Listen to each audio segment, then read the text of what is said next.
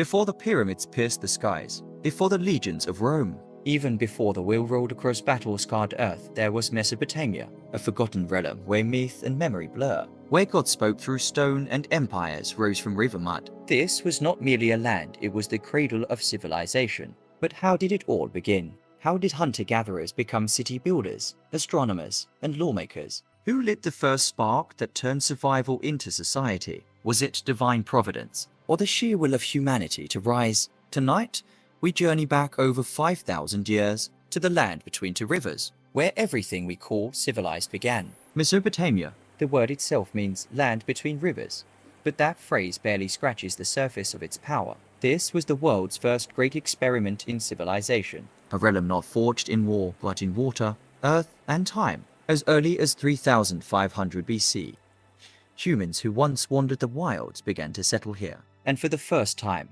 they didn't just survive. They planned, they planted, they built. Across the fertile plains where the Tigris and Euphrates surged each season, people began to cooperate, sharing food, digging canals, observing the heavens. No longer ruled by instinct alone, they laid the foundations of order, hierarchy, and innovation. From scattered mud huts rose the first cities, Eridu, Uruk, and Ur, names now whispered in the tombs of history.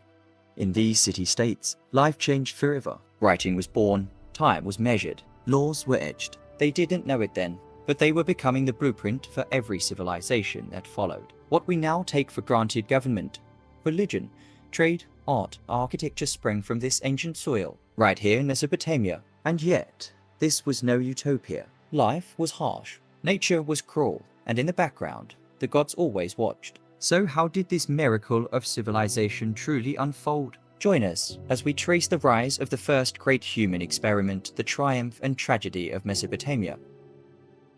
To understand Mesopotamia's rise, we must begin with the land itself, the Fertile Crescent, a cradle formed not by stone or empire, but by the generous and tamed hand of nature. This arc of life stretched from the Nile to the Persian Gulf, curving across the Levant and anchoring in the valleys of two great rivers, the Tigris and Euphrates. Every year, these rivers would swell with snowmelt and rain from the distant mountains of Anatolia, spilling over onto the flat plains of Sumer. Their floods were wild, unpredictable, chaotic, but sacred, for when the waters receded, they left behind not devastation, but life. Rich black silt settled across the earth, turning desert into pasture, scrubland into farmland.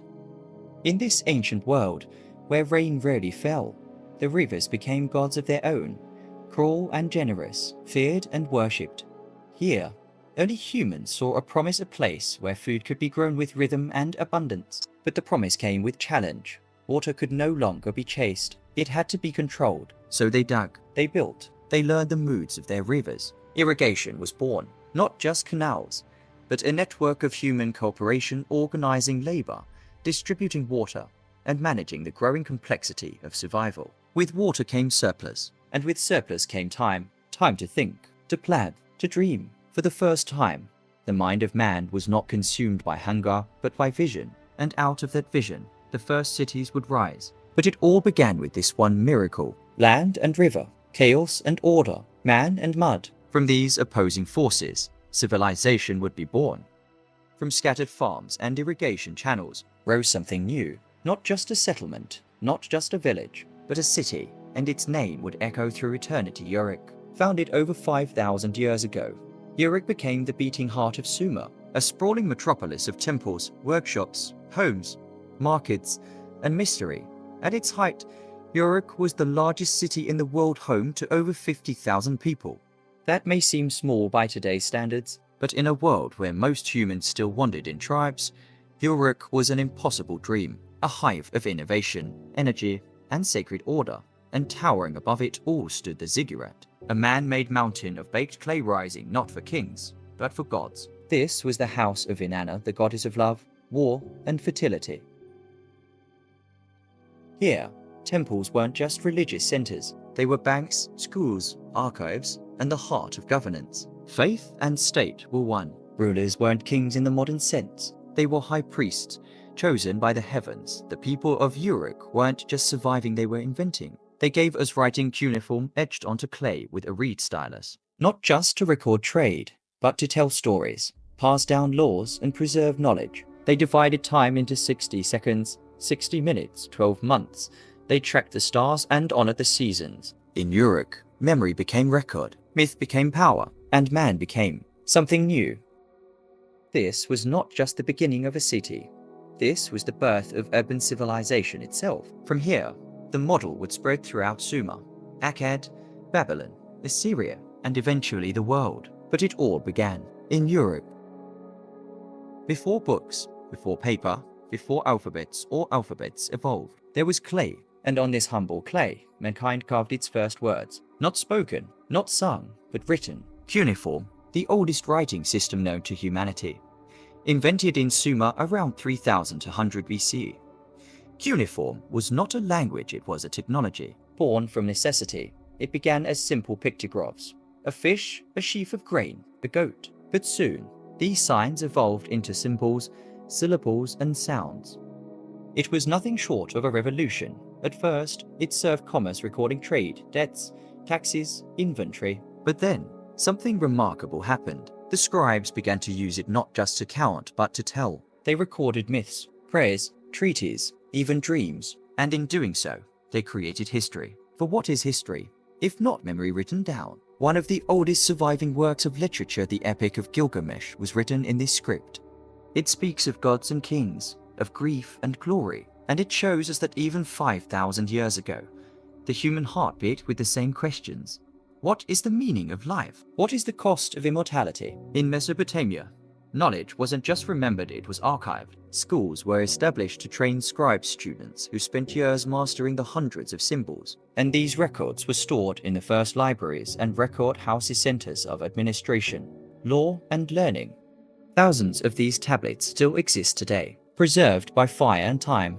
They whisper across the ages. The rise of kings, the fall of cities, the flow of grain, the weight of debt, the stories of gods. Every line, every mark, a heartbeat of a vanished world. It was Mesopotamia that first turned thought into text, and in doing so, they ensured that humanity would never forget itself again. In the beginning, there was no law, only survival. But in the heart of Sumer, something extraordinary began. Humanity, once ruled by the wild, began to rule itself. And so, civilization demanded its first bargain. A bargain between the rulers and the ruled, between chaos and order, between man and the divine. Early kings were not just men, they were mediators between the mortal and the sacred. They wore the crown, but their power came not from the sword, but from the gods. In the cities of Sumer, rule was divine. Every decision, every judgment, every grain counted, was done beneath the watchful eyes of the heavens. Priests and kings worked in tandem. One read the stars, the other enforced the law. Together, they created a new order, a civil society. And at the heart of this society was the rule of law. Long before Hammurabi etched his code in stone, the cities of Sumer were already experimenting with justice. Contracts, punishments, protections, even rights. The law was not simply command, it was codified memory, a way to preserve fairness across generations. In a world where kings could change, but clay could endure, scribes played a vital role, not only chronicling trade and tales, but justice. Law courts were places of logic, but they were also places of belief. For in Mesopotamia, to defy the law was to defy the divine. As centuries passed, the kingship became institutionalized. Dynasties rose, bureaucracies bloomed, and cities began to look not like places of survival, but of governance. Armies were organized, borders were drawn, war became language, and a new type of power was born, not brute strength, but structure. In Mesopotamia, law was not imposed. It was received, not from the hand of man, but from the will of heaven. Civilization is not born from temples or kings alone. It is shaped tool by tool, invention by invention. And in Mesopotamia, the world's first sparks of genius would change the course of all who followed. The wheel, so simple, yet revolutionary, first used by potters, then to move grain, goods, and eventually, armies. The plow, it turned the soil and history itself. It made fields flourish, empires grow, and labor feed the many. The calendar, not just to mark time, but to predict floods, plant crops, schedule festivals, honor gods.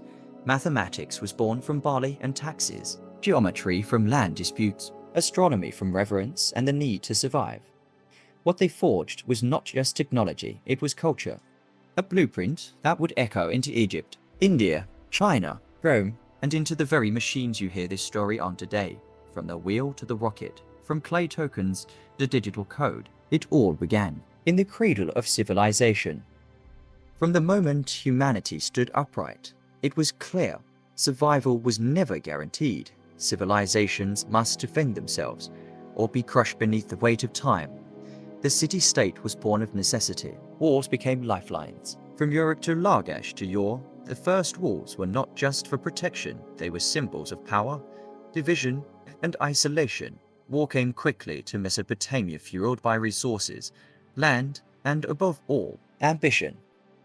The first armies marched not for conquest alone, but to secure their very existence. The king was both ruler and warrior. He wielded the sword and the crown, but his power came not from the battlefield alone, but from the gods who watched from the heavens. When the city of Uruk fell to its neighbors, it was more than just a loss of land, it was a blow to identity. In war, walls were built, and cities crumbled for a people who had invented the wheel. They now mastered the art of conflict. In the wars of the gods, humanity fought, and even the heavens demanded victory. Shamash, the sun god, was invoked for his fiery justice, while Nergal, the god of war, whispered promises of conquest. The sacred and the military were inseparable.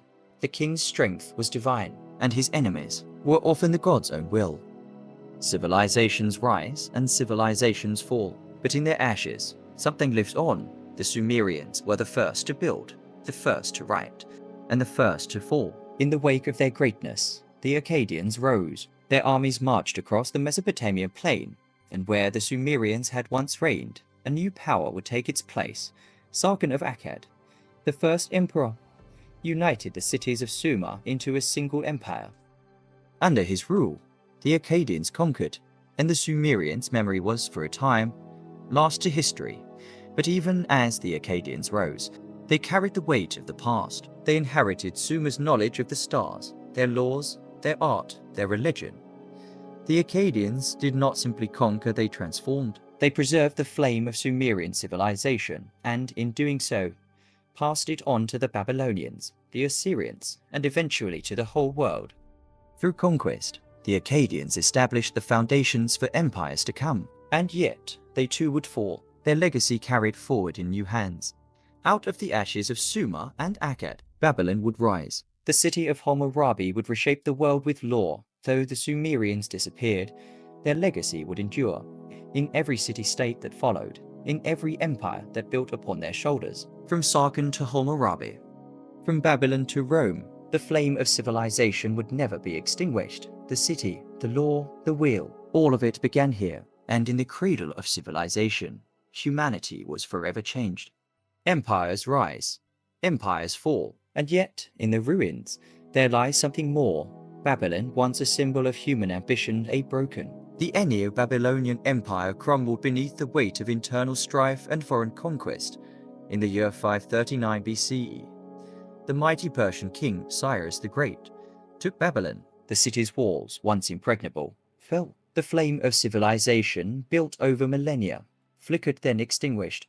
But even in defeat, Mesopotamia's legacy remained, for what they built in life would outlast the dust of their cities. In the 19th century, archaeologists unearthed what had been buried for centuries: clay tablets, statues, inscriptions, and laws. The writings of Sumer, Akkad, and Babylon were brought back to life. Their ideas on law, science, astronomy, and art would influence every civilization that followed. From the wheel to the law, to the very structure of our modern cities, Mesopotamia's influence is felt in every aspect of our world. Their legacy did not die with the fall of their empire. It lived on in the minds of those who learned from it, in the minds of the people of today. In every road we drive, every law we follow, every calculation we make, the gift of Mesopotamia still guides us. And so, from the ashes of ancient cities, the story of Mesopotamia is not one of decline, but of eternal rise. The gifts of Mesopotamia were not meant for one civilization alone. They were meant for the world. What began in the fields of Sumer, beneath the shadow of towering ziggurats, spread across the world, from the cities of the east To the empire of the West, the Greeks would inherit Mesopotamia's thirst for knowledge. Their philosophers would build upon the cuneiform tablet, their mathematicians upon Babylonian astronomy. The Romans, masters of engineering, would create roads, bridges, aqueducts. They learned from the roads of Mesopotamia and laid their own paths across continents. The Islamic Golden Age would bring Mesopotamia's teachings to new heights, preserving the knowledge of the ancients and sharing it with the world.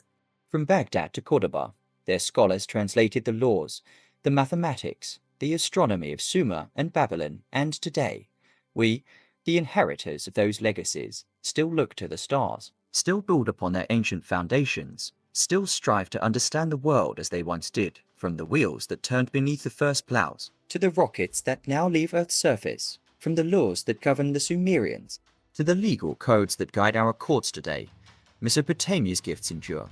The legacy of Mesopotamia is ours not just in history books, but in every idea we share, every tool we craft, every step we take towards the future. It began in the valleys of Mesopotamia, but its impact is global, and it will never be forgotten. From the first spark of civilization, a flame was kindled, and that flame, though it has passed through the hands of many, burns still. Mesopotamia taught us that civilization is more than just stone and soil. It is the spark of ideas, the drive to create, to explore, to understand. It was here that the first wheel turned, the first law was written, the first stars were charted. Every road we walk, every bridge we cross, every law we follow is built on the bones of Mesopotamia's dream. The lessons they left us, carved in stone, still guide us today. Their beliefs in law, in justice, their passion for knowledge, their drive to create, all of it is ours. We carry the flame, and it is a flame that will never die. For as long as we remember, Mesopotamia's legacy lives on. In every discovery we make, in every step we take toward the future, the light of Mesopotamia shines ahead of us, leading us forward. The flame of civilization, kindled in the valleys of Mesopotamia, will burn for eternity.